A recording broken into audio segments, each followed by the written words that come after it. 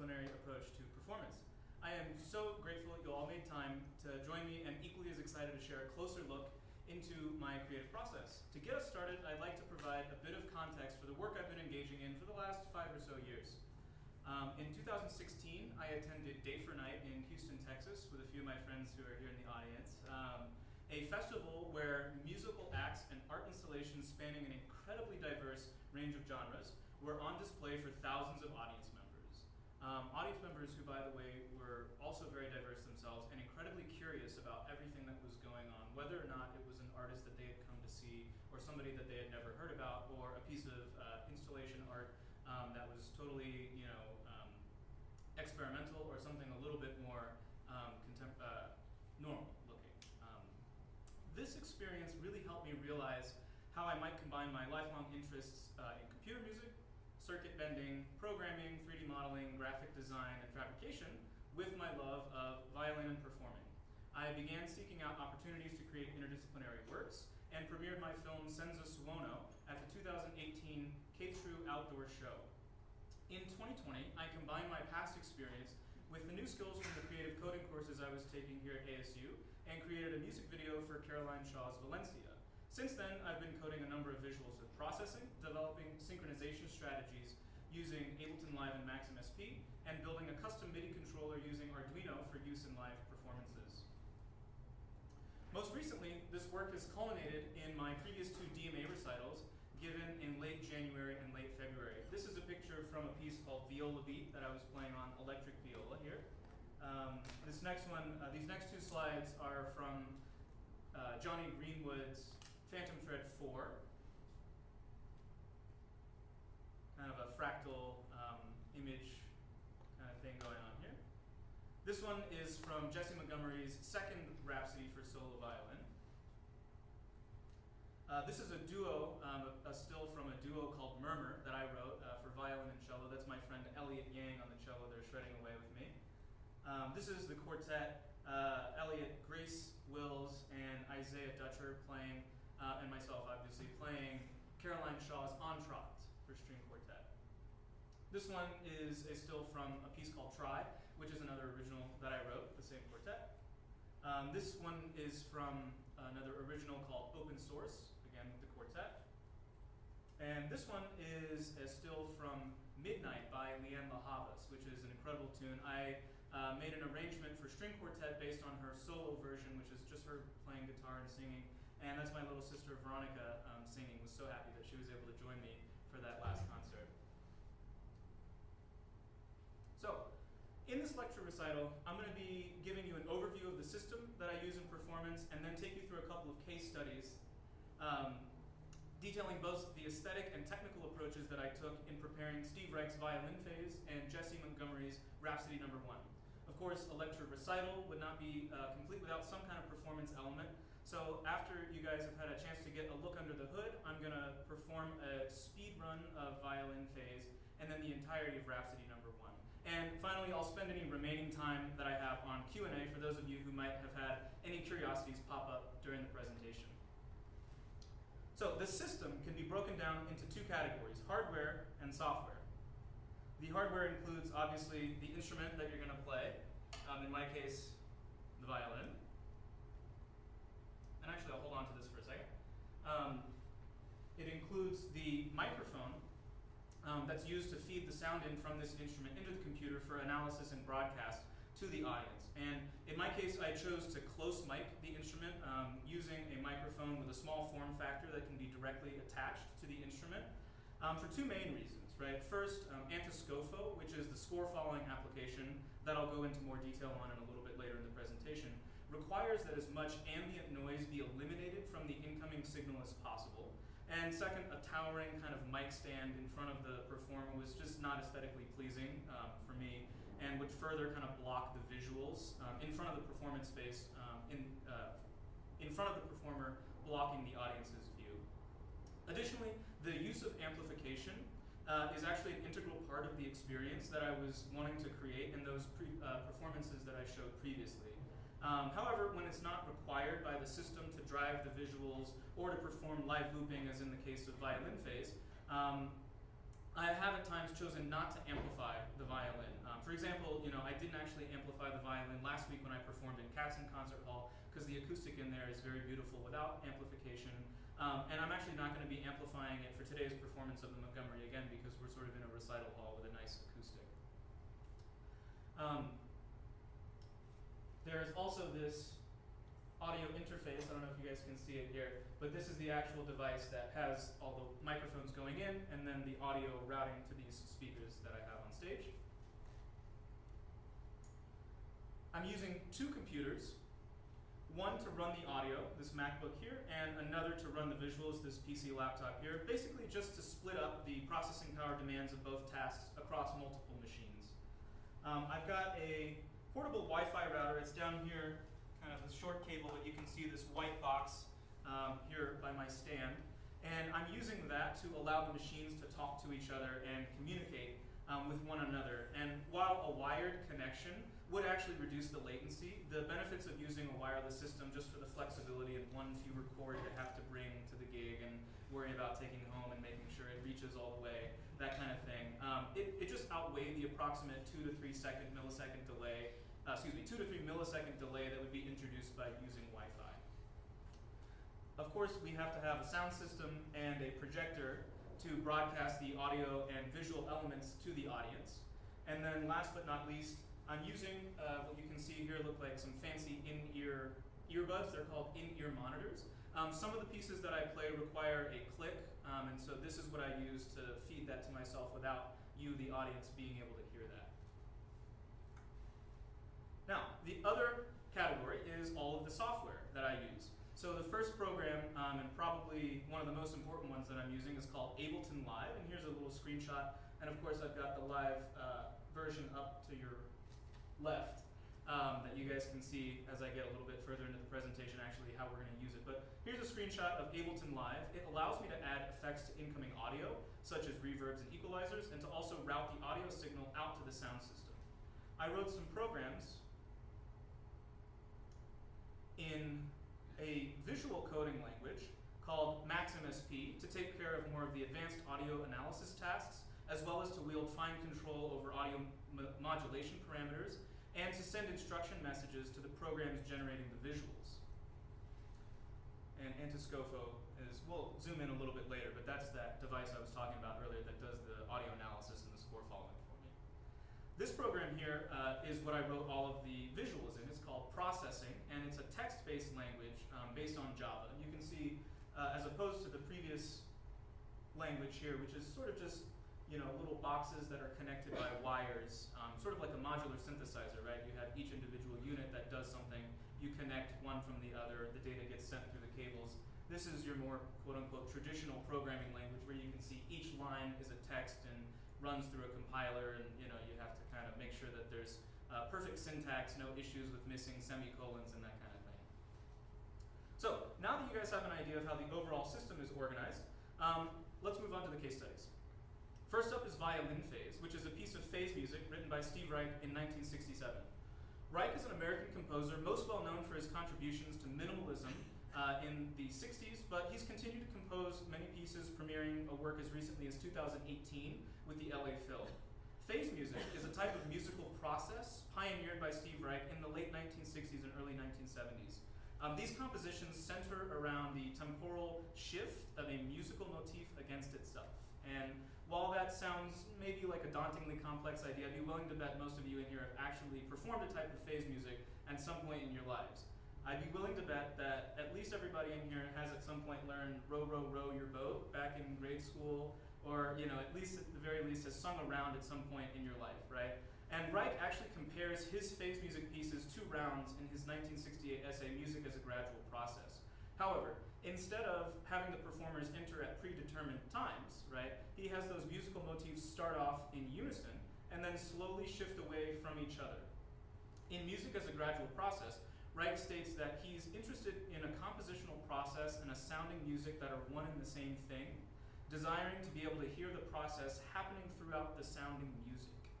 He states clearly that the use of hidden structural devices in music never appealed to him, and describes instead the kind of mysteries he believes to be less tainted by human intervention and intent, the psychoacoustic byproducts of the intended process. That sounds like a lot. So to give you a clearer sense of how violin phase works and maybe shed some light on what Reich meant by all of that, let's embark on a brief analysis of the score. So violin phase can actually be broken down into two main sections, right? And in the first section, the main musical motif is presented alone. You can see I've kind of boxed it off up here, and it sounds like this. And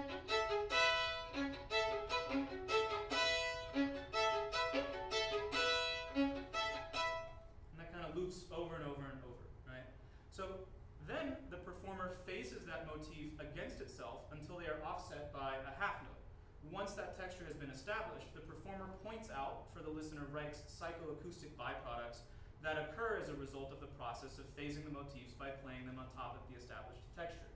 So for all of you music nerds who can read music, you can see that this is offset by a half note, and for those of you who can't read music, you can trust us, we promise, it's offset by a half step.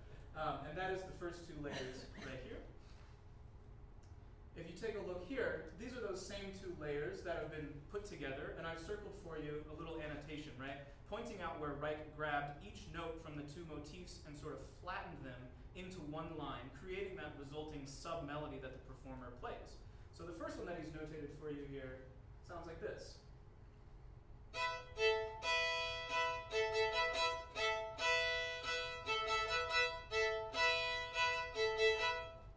And the second one, we're taking a few different notes than we did from the previous one to get a totally different melody here. And that one sounds like this.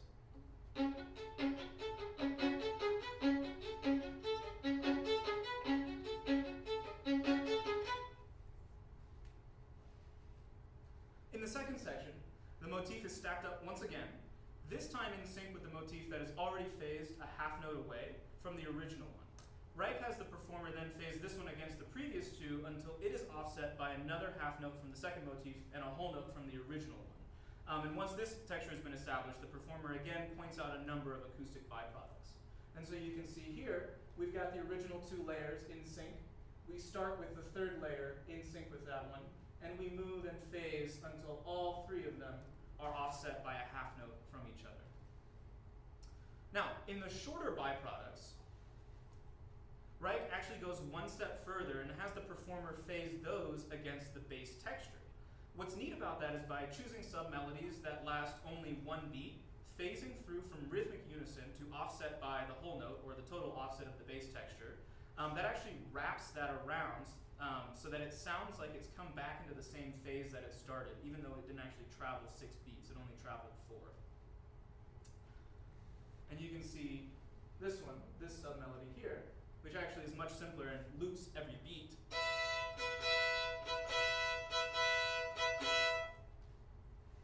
Gets shifted in the next page here, offset by eighth note, offset by quarter, offset by dotted quarter, offset by half, and all of a sudden we're back to where we started. So really interesting choice that he made to use shorter one beat psychoacoustic byproducts. To end the work, Reich has the performer rejoin the bass texture with the main musical motif, crescendoing to a sudden blackout of sound. Now, Reich originally scored this work for either 4 live violinists or 1 violinist and tape machine operator, but I've actually adapted it for solo violin. And to do this, I use Ableton Live as a live looper, which means that I can use this program here on your left to record and play back loops on the fly. So I'm going to show you guys really quick how that works.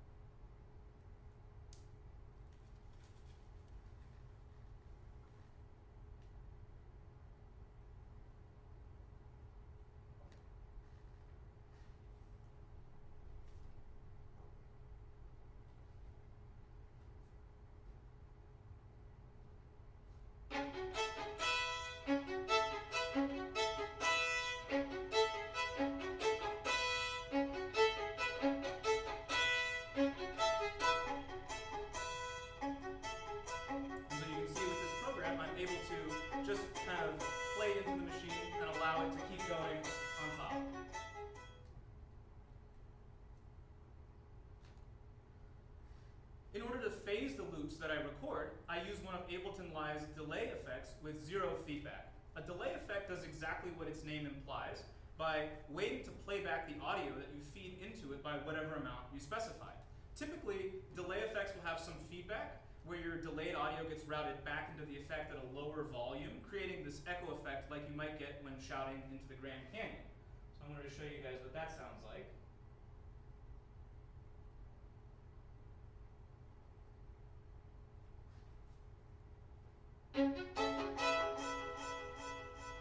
A pretty typical effect that you might recognize from psychedelic rock and roll back in the 70s or something like that, right? Now, let's turn that off for a second. The wet and dry parameter over here, where I'm kind of circling with my mouse, that controls how much of the original audio you're actually feeding into the effect that can actually get heard. By turning this down to 0, along with the feedback amount, you get an effect that takes your incoming audio, waits the specified amount of time, and then plays that audio back. So although Reich actually originally indicated in the score that the musician is supposed to speed up bit by bit to achieve this phasing effect, using a delay to slow down the second and third motifs actually has the same aural result. And you can hear now,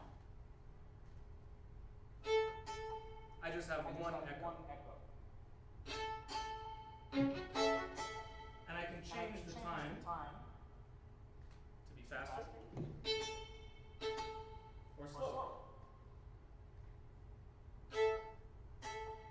depending on what we need for the piece.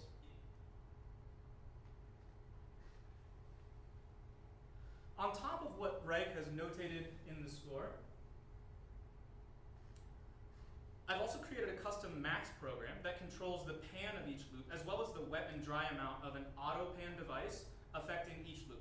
Pan is simply the horizontal position of an audio signal when working with stereo playback devices. So you can adjust it so a sound comes only from the left speaker, or only from the right speaker, or any place in between the two, right? I did this in order to create a little bit more clarity in the mix, as the texture does thicken pretty heavily throughout the work. You know, I'm doing my best to kind of ensure that I'm adhering to Reich's original vision, and he really wanted to make sure that the process was always audible, right? So this panning automation was inspired by the idea of how the sound would be spatialized if there were actual musicians on stage performing it. When the motif is alone, it's panned totally centered, as if there was one person on stage playing right in the center of the stage. When two instances begin to phase away from each other, their respective pan amounts get further left or right. So you can imagine, you know, somebody in the middle splitting, like a cell might divide, right? And there's now two players spread out a little bit further from each other, left and right. When the third instance begins to phase away from the second, that first instance travels further left, the second instance travels toward the center, and that third instance, which started at the same pan as the second one, travels right. So you end up with 3 players all kind of spread out around the stage. Auto pan is another effect. Let me show you here. This one right here that I've just highlighted. And auto pan is another effect that comes with Ableton Live that automatically shifts the pan of an incoming audio signal at a defined speed and width. And so right now, it's not doing anything, but if I turn up the amount, you can see this will send the audio different amounts to left and right, and I can either speed up or slow things down as I need to. I arrived at this auto pan automation technique through my experimentation with each loop's global pan automation, kind of realizing that even with the spatialization, there was still a bit of semantic satiation or fatigue that you get after, you know, the 20 minutes that you're listening to the piece. And there was a need for some way to keep that audio subtly varied. Further, a live violinist will not stand exactly still 100% of the time they're playing, unless maybe they're hyphets. And so the very slight auto pan amount that increases as each loop phases away from each other mimics that variation in positioning of sounding body relative to the listener that you would get with live performers. As I was rehearsing this piece in preparation for performance, I also decided to use a technique that's commonplace in pop music contexts, where performers are using these in-ear monitors for click, which is to add voiceovers that kind of help direct where I should actually be playing in the score.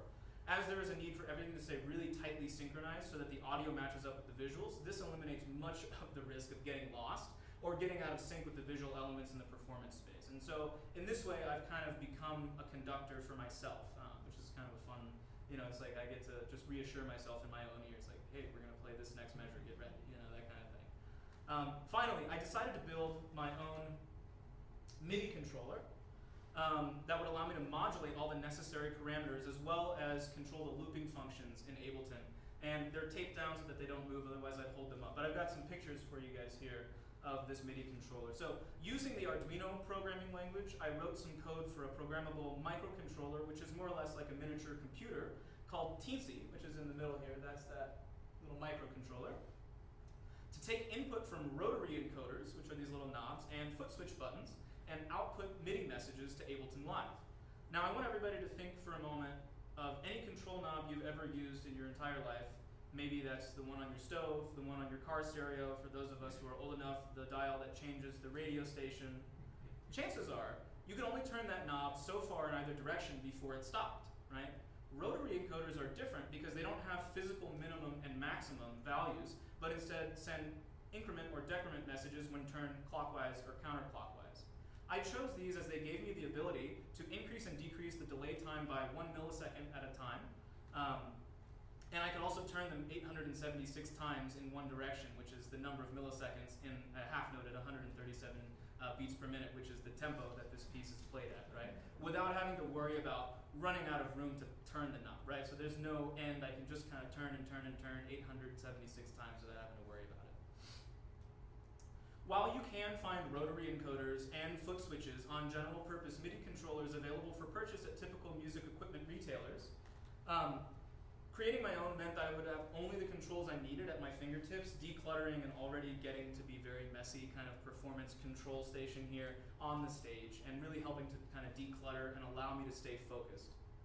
Additionally, I just kind of enjoy building things, and so I decided to use Violin phase as an opportunity to make something from scratch. This is a picture of the foot pedal insides.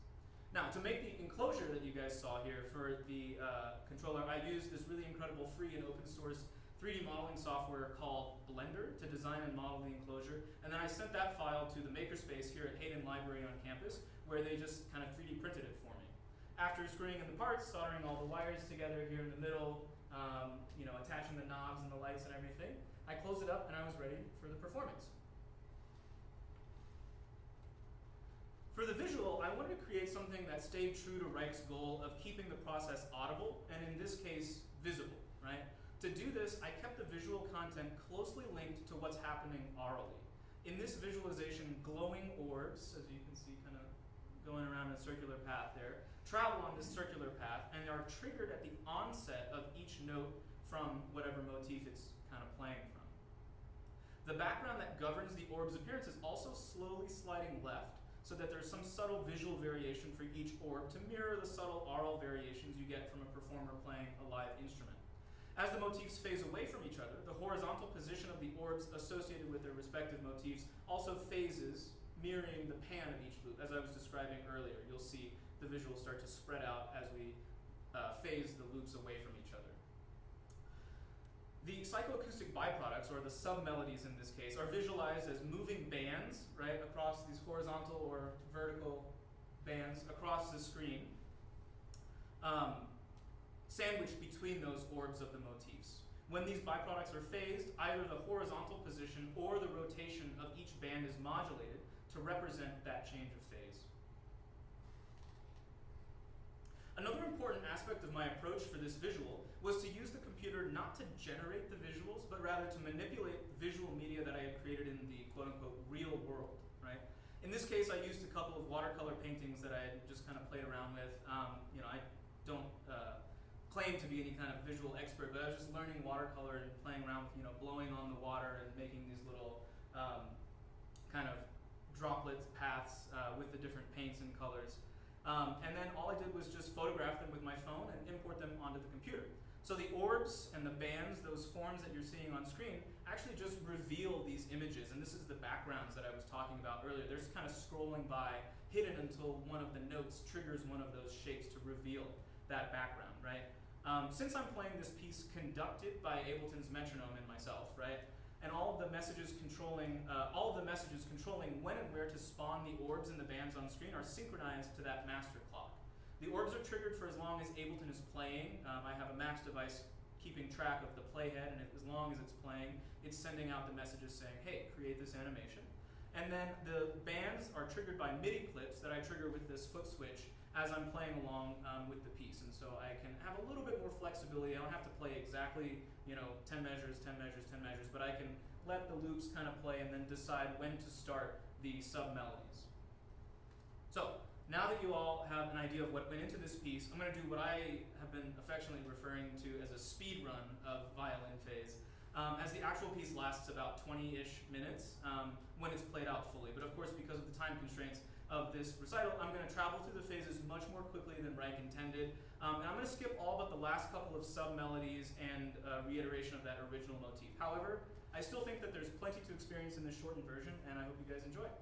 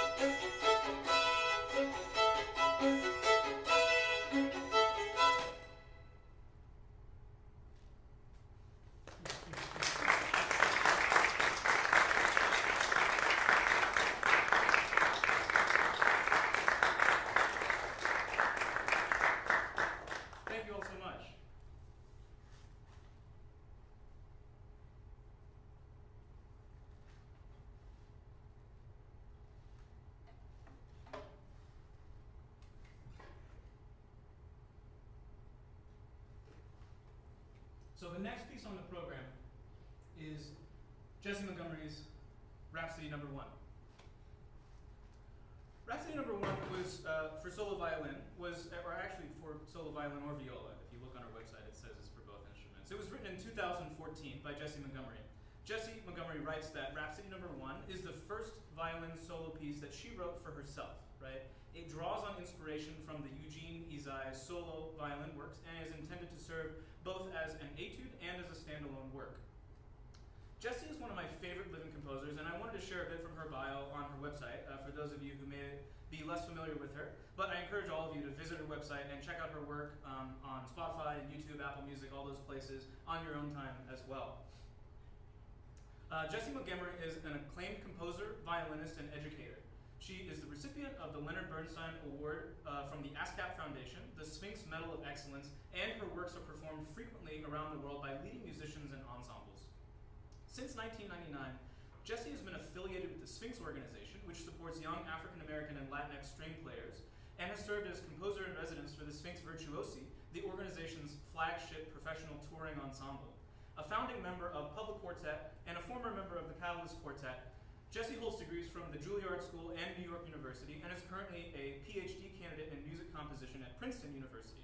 She is professor of violin and composition at the New School in New York, and in May 2021, she began her 3-year appointment as the Mead Composer in Residence with the Chicago Symphony Orchestra. Now, I don't necessarily think that Montgomery's Rhapsody needs the kind of explanation that Reich's Violin Phase did, but I did want to do a very brief score analysis as it relates to the way that I came up with the visuals for this piece. So this piece can be divided into 3 sections. The first section is characterized by the interplay between 2 voices. And if you look here on the score, it might be a little hard to see, but I'll just play the first 2 bars for you. If you look at just the treble line, it sounds like this.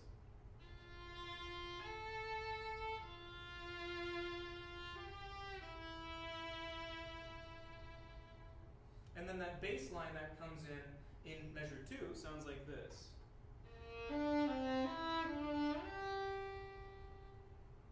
When you play them together, you get this.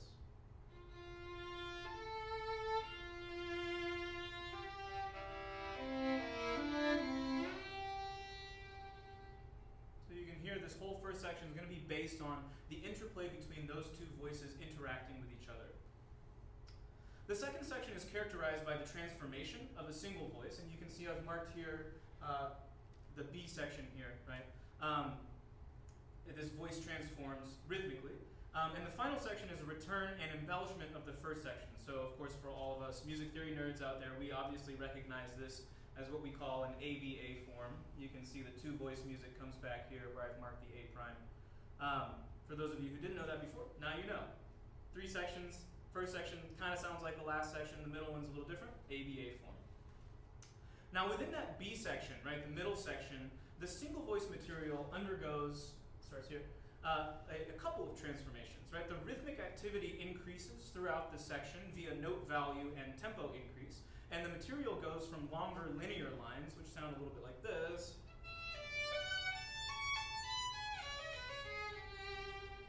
right, to more angular and arpeggiated material, which sounds a little bit like this, until it evolves into a frenzied bariolage figure that eventually climaxes at the transition back into the A section. And a bariolage figure, for those of you who don't play violin, just means that we're going to take our bow and go from low string to high string and back really quickly, so it kind of sounds like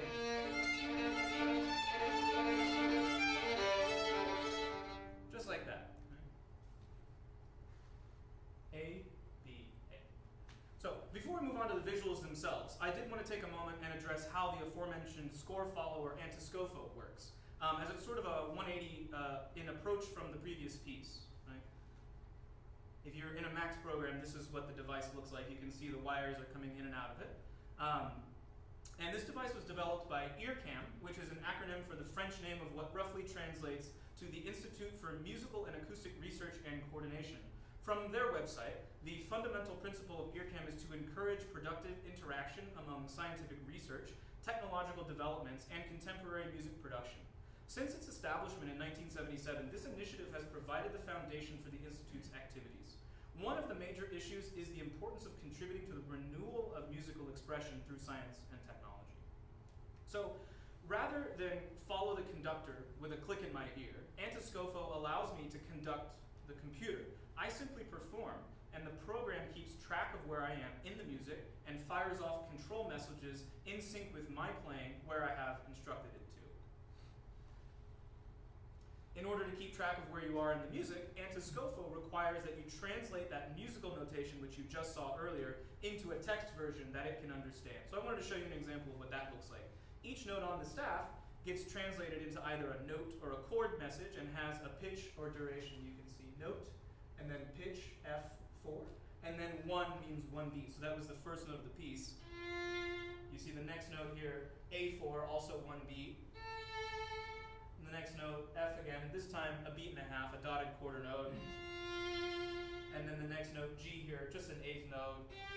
And then when you play 2 notes at once, it needs the label chord. And so all of those here are labeled chords, and you can see there's 2 pitches for each of those, each with their own duration.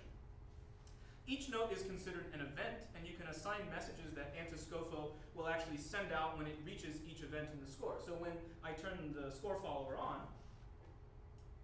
it will actually be listening to me, and when I play that first note, it sends out all those initialization messages that I have listed, right? And then you can see I have a bunch of down and up messages that I use to trigger the visuals in that first scene. So now that you have an idea of how these visuals are being synchronized with the music, let's examine them a little bit more in depth. Each section that I mentioned earlier gets its own scene. In the first A section, both voices are represented by animated spirals. Treble voice falls from the top of the screen, while the bass voice floats up from the bottom, and each voice is also a different color. I'm going to show you here how I use keyboard input to trigger these.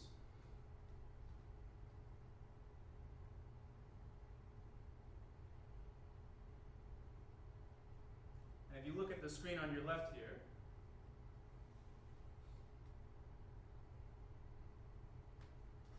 when I press these keys, I get different spirals either coming from the bottom or the top of the screen.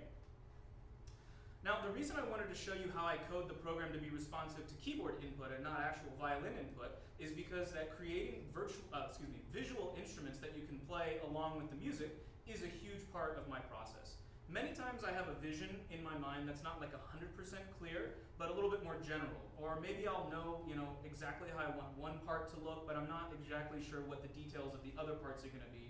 And so I built something that's a little bit more responsive and has the ability to evolve. Approaching the visuals in this way facilitates flexible experimentation that helps me relate the visuals to the music better, and in some cases discover possibilities that I had not actually originally conceived of. And I've got a specific example of that for you guys in the B section. Now, this visual itself was inspired by a Disclosure concert that I went to last year. Here's a little picture of what that was. I was front row. That was a lot of fun. I thought it looked really neat, and I wanted to figure out how to code something similar. And so that's the sort of impetus for the colors that I chose, and also this sort of moving window blind effect that I came up with. And once I had figured out how to animate these spirals, I thought it would fit well with the 2-voice plan that I had come up with, knowing that I wanted the first and last sections to kind of mimic that interplay between 2 voices. Each note onset, detected by Antiscopho, spawns a new spiral. So every time I play a note, we get a new spiral. And while different note lengths in the score spawn spirals with predefined corresponding heights, and while it is possible to code a listening system that varies the length with the performer, it's actually a little bit more complex.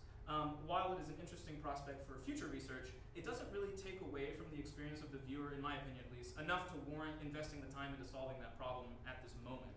And additionally, I did actually tune the system, right, by recording myself and adjusting the heights of the spirals to the approximate length I was planning to play these notes anyway. It's in part because this music is not improvised, right, that I can pre-program the heights and not have it take away from the experience of the audience member. This is just one example of how I balance true audio reactivity with pre-programmed visuals. Each spiral's horizontal location is also generative, which means it's randomized at the time it appears on screen by the code in processing. So every time I press a key or it triggers a new note, it doesn't actually do it in the same place. There's a random position that it's choosing, right? And this was an aesthetic choice. I had actually tried out having a horizontal location correlate with the pitch of each voice. Maybe if I'm playing a lower note, it's closer to the left side of the screen. If I'm playing a higher note, it's closer to the right side of the screen. But I actually ended up deciding that I liked the unpredictability of this generative version a little better.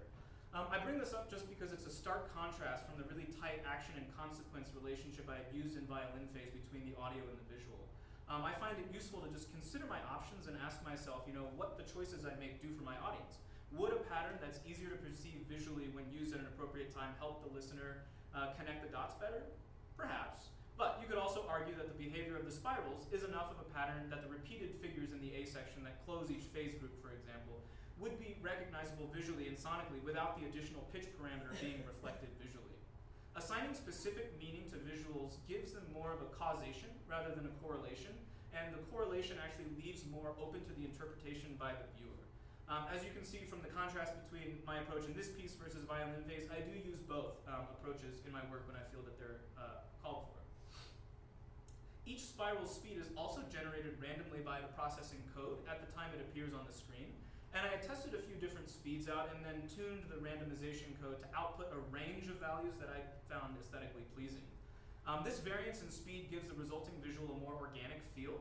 And the taming of randomization code by sort of tuning that output range is a technique I use constantly to create visuals that behave in a more or less predictable fashion, but will never be exactly 100% the same from performance to performance, reflecting what I find to be a really special and unique kind of characteristic of live music. Not every performance is going to be exactly the same, even if I play the same notes based on how I'm feeling that day, how you guys are feeling that day, how many people are in the hall, what the acoustic is like, maybe my string goes a little out of tune. There are just subtle variations that happen in live music like that.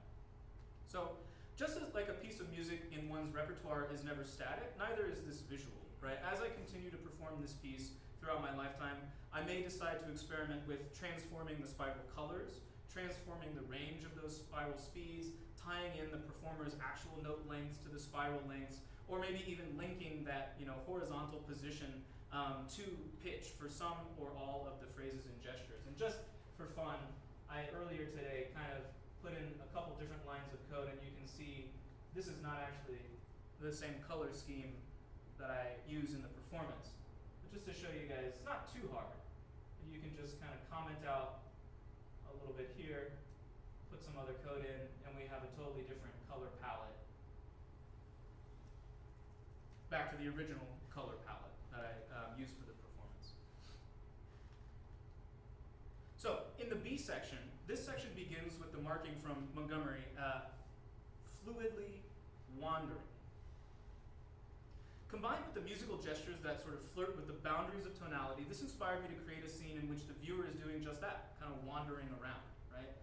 In my initial experiments, I had played around with placing 3D objects in a scene and moving the camera around, but this approach kind of required a far more complex system for populating that space and also navigating the camera.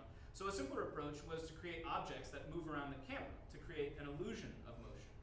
Each cube that shows up on screen has its own rotation, spawn, position, and size generated within defined ranges, again randomized by that code, appropriate for each attribute. The variance in appearance and behavior again gives the scene a more organic or natural look than something completely uniform. So I can show you guys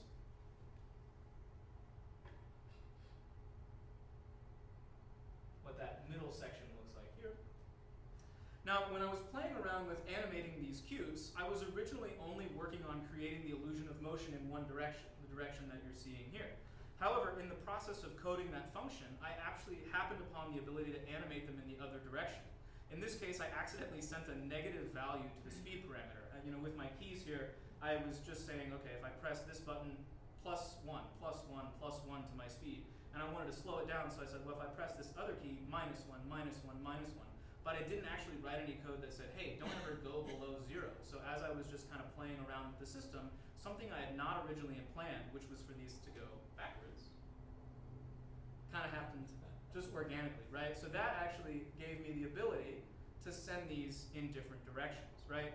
And I brought that up just because this is sort of an example of the general kind of visual creation process that I mentioned before, right? Creating these playable visual instruments, right? You create that possibility of playing it in either innovative or unintended ways. And so I ended up using this discovery to illustrate the disorientation one kind of gets from this passage's tonal atonality, or use of familiar triadic configurations in non-functional contexts. So, as this scene evolves, so does as the music in this section evolves, so does the visual. Rather than totally changing scenes, I wanted to have the visual go through an evolution, so I actually just changed the behavior of the cubes as the music changes. So as we find our footing a bit at the end of the wandering section, the incoming cubes begin sticking to the front of the screen, and eventually building up more or less a solid wall, right? While they're no longer moving forward, they're still continuing to rotate around in place, and this creates an evolving geometric texture that increases in complexity with the increase in rhythmic intensity as we go from those 16th notes to the 32nd notes that I was playing for you guys before. By the time we reach that burialized section, which I just played, the entire screen is full of these stuck boxes, and each note onset triggers a color flash of a randomly selected cube. The color is also randomly selected, and as the intensity of the section continues to ramp up, each note begins to trigger more than one box flashing at a time, going from a 1-to-1 ratio to a 1-to-4 ratio. Some further experimentation possibilities that I came up with as I was preparing this presentation for you all were thinking about changing the motion in different directions rather than just forward and backward. Maybe I could have the boxes wander from side to side or in a rotation kind of this way. I might experiment with a more focused color palette for the flashing cubes. Right now, they're just randomly grabbing any color from the rainbow, but maybe if I decide that I'm feeling more blue or more red or more orange or green on that particular day, I might experiment with a more focused color palette. I might also increase the number of flashing cubes in the climax of the piece. That was one thing that a couple of my colleagues said, really loved how exciting it was, but I wanted it to be even more overstimulating. So that might be something that I'll experiment with in the future. And of course, I might use a different method of determining which cubes flash. Right now, it's just kind of randomizing them.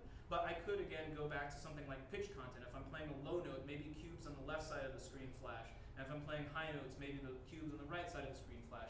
Or I could experiment with something like computer vision. I could train a camera on the performer, and I could have the cubes only flash where the performer is moving, right? So there are a few other ways that you could experiment with changing these visuals. Now, in the A' section, although the burialized section and the two-voice material do not actually overlap sonically during the transition from the B section back to the A section, I did program their visuals to overlap as it provided a much more pleasing transition between the sections and also just kind of better reflected where we are in the musical journey, the climax of the piece. The high energy of the burialized section persists through measures 97 to 99 with Montgomery's use of tense seventh intervals, which sound like this. Very tense harmonically, right? And a diminuendo is not actually marked until measure 100, at which point the music begins to unwind by changing from sevenths to thirds, a much more consonant interval, right? In measure 101, Montgomery marks a retard, further softening the transition back into the relatively calm opening material. And you can see here, this is what it looks like when both of the visuals are kind of overlapping with each other. Now, for the A' section, everything works exactly the same as the opening. I had experimented with a similar visual to the trills. There are some trills in the earlier section, like that, which create sort of a flurry of activity. I had experimented with something similar for these unmeasured tremolo, which you'll hear in the A' section. But I decided that, doing that with the visual, making it really busy, even though the music was a little bit busier, actually just was too much relative to sort of the general vibe of the piece at that point, which is very calm, unwinding, more introspective. So, now that you all have a clearer picture of everything that went into Jessie Montgomery's Rhapsody No. 1, I'd like to conclude the presentation and performance portion of today's lecture recital with that piece. I hope you guys enjoy it.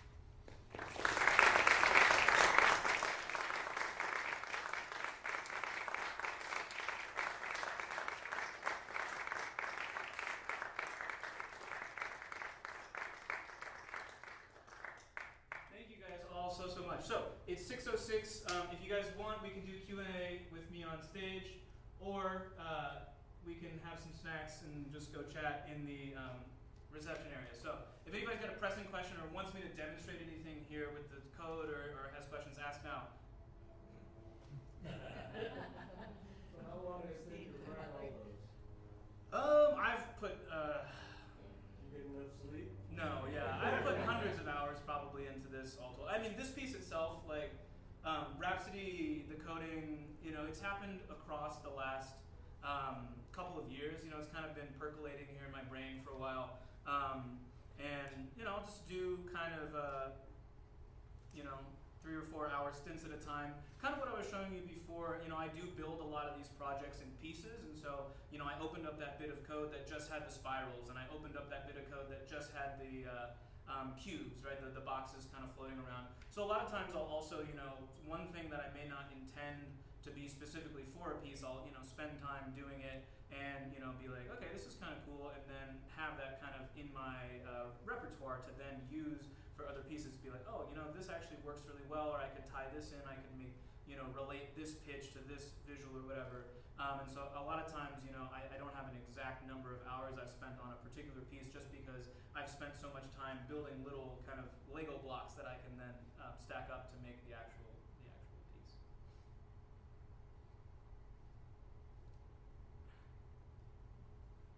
Okay, well, thank you guys so much. I really appreciate everybody coming in. Really, very special to see you all here. Please stick around. We've got a reception. Thank you again to everybody on the live stream also who tuned in. Great to have you guys there. We've got a little reception. Please stick around. I think we've got some croissants and some soda pop and stuff for you guys to enjoy. So tell me what you think. I'd love to hear what you guys thought. Thanks.